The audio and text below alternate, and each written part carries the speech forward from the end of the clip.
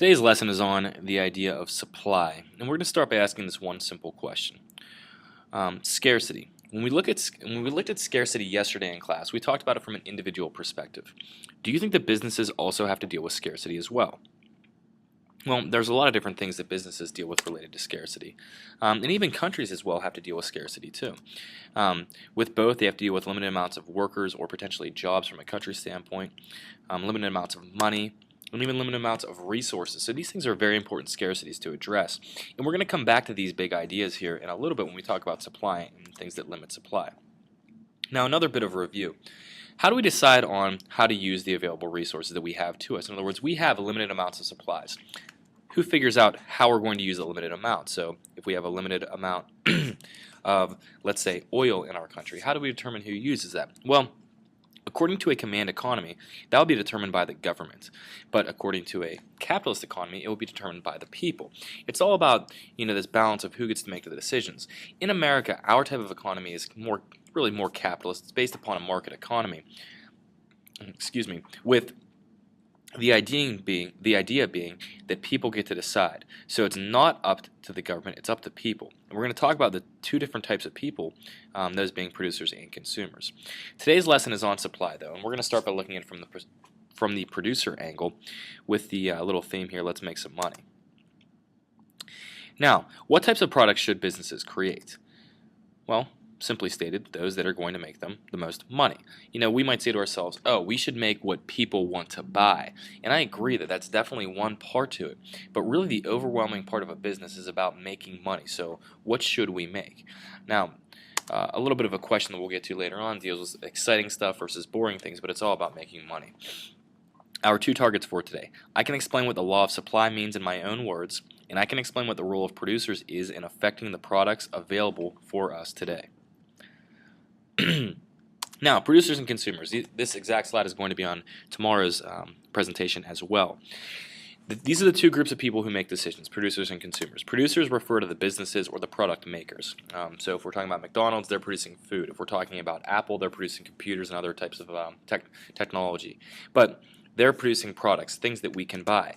The other end of it is the consumer end.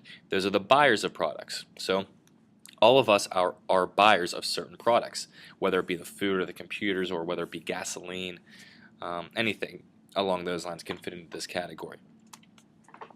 In order for a product to be produced, it has to benefit both groups. In other words, if you are a businessman and a producer, you need to be able to make money on a product, and as a consumer, you need to have a desire to buy the product. Let's imagine that we're talking about something like rocket-powered shoes. I bet there are a lot of kids out there who say, man, I would love to have rocket-powered shoes. Well, that sounds good because that's on the consumer end. They have a desire to buy the product. However, producers need to be able to make money off that product. It might cost $1 million, let's say, to produce these rocket-powered shoes. Are consumers really going to want to buy it at that price? The answer is no. So would a producer make any money off it even though the product is desirable? The answer is no. So it has to be something that qualifies for both categories here. When we look in America, we have competition, and we have a market-based economy, as I talked about as well. We have a lot of products in America, a variety of companies making everything, and it creates competition between companies. But it brings up the one question, like how do businesses decide what to make? When you think about it from the shoe perspective here, we have all kinds of different basketball shoes. Why is it that Under Armour, within the past 15 years or so, I'm not sure their exact date of conception here, but when they started selling basketball shoes, why did they do that when Adidas, Reebok, Nike, Converse, all these different companies were already producing these shoes? Well, they must have said, you know what, we can make money on this as well. Same thing holds true from the female side here if you like your designer purses. Figured I'd include you as well. But, why is it we have all these different designers making the same color in general bag? Well, there must be a big desire for it, and there must be the ability to make money. So the big question here, why would someone decide to create a product that is similar to another one that already exists? Very simple, because you can make money with it. And if you can make money on something, you're going to want to sell it. Now, when you look at supply, sometimes supply changes over time, and you might have a tremendous amount of supply. Like when you look at Starbucks and Krispy Kreme donuts, these two businesses around 2000 were both just increasing in numbers dramatically, and it's not even changing the product at all. With tennis shoes, there might be one shoe brand that's a little bit wider, one that's a little bit more narrow, one that has better arch support. There are a lot of different styles. With Starbucks and Krispy Kreme, you literally have the exact same product, but businesses are producing this in many, many different locations, and they're just opening up new stores all the time. Why is that? Well, we're going to talk a little bit today about the supply end of it and about how really it has to do with the money behind it, and people can make money with it. Tomorrow we'll talk about how these both kind of fell on hard times later on based upon changes in the economy, and we'll connect that to demand. Now, let's go into some official notes here. Supply. It is the amount of a good that producers will sell at a given price. So think about this. If you could sell something, will you sell it at any price? Like, let's imagine you're trying to sell, I don't know, iPhones. What if you can sell those iPhones for $10,000? Are you going to want to sell a whole lot of them? The answer is definitely yes, because you're going to say, man, on every single iPhone that I sell, I'm going to make a whole lot of money. But if you could only sell those iPhones for $100, you might say, is it really worth selling these? So supply and the amount that a business is actually going to provide and put out on the shelves, that's directly related to the price of a good. And again, we're talking about the producer end of this, so keep in mind we are looking at it from the business side. Supply is dependent on many factors, though. Now, when the sale price is high, supply is high. This is one of the big ideas that I want you guys to understand, and conversely, when the sale price is low, supply is low. This is known as a direct relationship. To give you an example of this, if you were to go up to the mall today, they would probably have out a lot of the new spring line clothing, or maybe if not yet, it will be coming out soon. With this clothing, it is sold at full price. So if a pair of shorts is on sale or is originally priced $50, you're going to find it for $50. I would be willing to almost guarantee you that you will be able to find that pair of shorts in your size when it is at full price. The reason being is because businesses like to sell things when the price is high because they make more of a profit on it. However, if you were to go back to the mall in 4 or 5 months, and those shorts were to go on sale, and let's say instead of being $50 or $55, they're down to $30, you're going to see that the supply is going to decrease because the store is no longer going to want to keep putting those on the shelves because they don't make as much money. They would rather have more space on the shelves for other items that are selling for full price because that's where they make the most profit. So when the sale price is high, supply is high. When the sale price is low, supply is low. Think about it all based upon the idea of a business trying to make as much profit as they can. When the profit is high, they're going to try to put as many out there so that as many can be bought as possible. Now, let's give a theoretical situation here. Let's imagine that you are a juice company selling both apple and orange juice. You can make 1,000 gallons of juice total per month in your factories at a cost of about $2 per gallon. So in other words, both are the same cost per gallon. Currently, people will pay $1 more for orange juice than apple juice. So, what would you choose to make more of? Would you choose to make more apple juice than orange juice, more orange juice than apple juice, or would you keep it balanced the same? The suggestion that I'm making according to the law of supply is that since the price that it can be sold at is higher, a juice company would prefer to make orange juice more than apple juice because they can make more of a profit on it.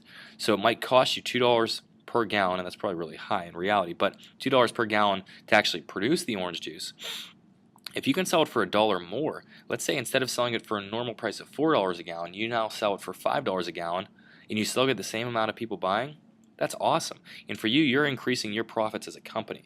So according to the law of supply, you would produce more orange juice than apple juice if that was the maximum amount you could produce in a month. Now, there are a lot of things that make this really tricky and kind of change up supply. Let's imagine first off, and there's our monkey wrench. Let's imagine first off that 75% of the orange crops are destroyed in the area. What would happen to the supply of orange juice? Well, you'd have to consider it from this perspective. If that happens, that means that the price of oranges themselves are going to increase dramatically, meaning that the price of production for orange juice is going to go up. That would affect supply because that affects the amount of money that you can make when you sell your product. Think about it this way. If your raw materials are more scarce, the price is going to go up. Therefore, the price of production goes up. Therefore, the amount of money you can make when you sell it now goes down. Because if orange juice was selling for $4 a gallon and it originally cost you $2 per gallon to make, if let's say the decrease in orange supply causes the price of production to go up by $1, now you've lost out a lot of your profits and you're not going to be as likely to want to supply this because, well, it's now not making you as much money. Let's say that a new way to produce apple juice reduces the cost by $1.50 a gallon. So now it only costs you 50 cents a gallon to make apple juice. That's going to make it so your production costs are also cheaper, and therefore supply of apple juice is going to go up, because now you've got this juice company that says, I can make way more money selling apple juice than orange juice, and if I sell it at this cost, even if it's not a lower cost, it's a higher profit, then hey, I want to supply more of it. I want to make as much money as I can on that. Another thing that changes things is the cost of transportation. When the gas prices went up here recently, well, not real recently, but within the past decade, that really caused a lot of prices to go up in all items, because it takes, let's say if you want to make orange juice, you have to transport those oranges to an orange juice factory so that you can do that. Then you need to transport the finished orange juice product over to stores everywhere. That's going to increase the cost of production, which basically makes it so that you're now making less money of a profit. So if this becomes a dramatic change, then you will see that the cost of some of these items, or I should say the supply of some of these items, is going to decrease, because a business is going to say, you know what, I can't make as much money on this anymore. It's not worth it for me to ship as many as I previously had. So some other things that could affect supply: demand for products using similar materials. Let's say that they find out that eating oranges with the peel has great health benefits, and it's going to make you live 10 years longer. Well, orange juice is probably not going to sell quite as well now, because people are going to say, you know what, we should just sell the oranges directly, because that's really a better use of the money. So that's one thing to consider. I think of this as being something like peanut butter and jelly. Let's say the peanut butter is found to be very dangerous for you, and nobody is going to eat peanut butter anymore. That actually could affect the jelly, because they kind of go together and they're complementing items. So that would be something that also would have to consider. Not to say that you can't use jelly for anything else, but a lot of people say, oh, okay, that's what I use jelly for. So you know what, since peanut butter doesn't work, I'm not going to really buy jelly anymore. A change in production costs. I talked about a lot of these things. That includes the shipping cost. It includes if the raw materials changed and there was no longer as many oranges available to you. Things of that nature. And a change in the availability of raw materials. So if there's a forest fire and you're talking about a company that's using those forests for paper or something along those lines, that would have a very significant impact on this as well. So when you look at it, there are a lot of things that really do affect supply. So the number one is price, and really I should even say everything really connects back to profits and money, because it's all about the profitability. If your profitability is going to be the same, you're going to see a similar amount of supply. But if the profitability, in other words, how much money you can make for yourself, if that increases, then you're going to see the supply increase. And if the profitability decreases, you're going to see a decrease in the supply as well. So, a couple quick review questions. What makes a producer want to make a certain good? You can push pause if you want for a second. But the correct answer is simply that you can make a lot of money off it, okay? And the second question that I think answers this even better. If you were an entrepreneur, in other words, somebody who's starting your own business, would you rather start a business that sells bottles and caps for prescription drugs or bobblehead dolls? Push pause, think about it, and then come back in. My suggestion to you is that it will probably be a much better decision to sell bottles and caps for prescription drugs than bobblehead dolls. Now, bobbleheads, they sound fun and cool and exciting and all that good stuff, but think about this. In America, there are a lot of people that use prescription drugs and need bottles and caps on a very frequent basis. Yes.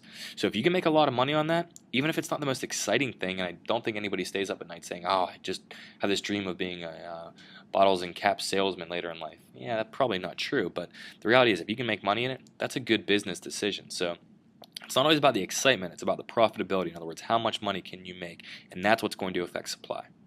Okay, I hope you guys picked up on this very well, and there's a quiz on blended schools as well to help you out too.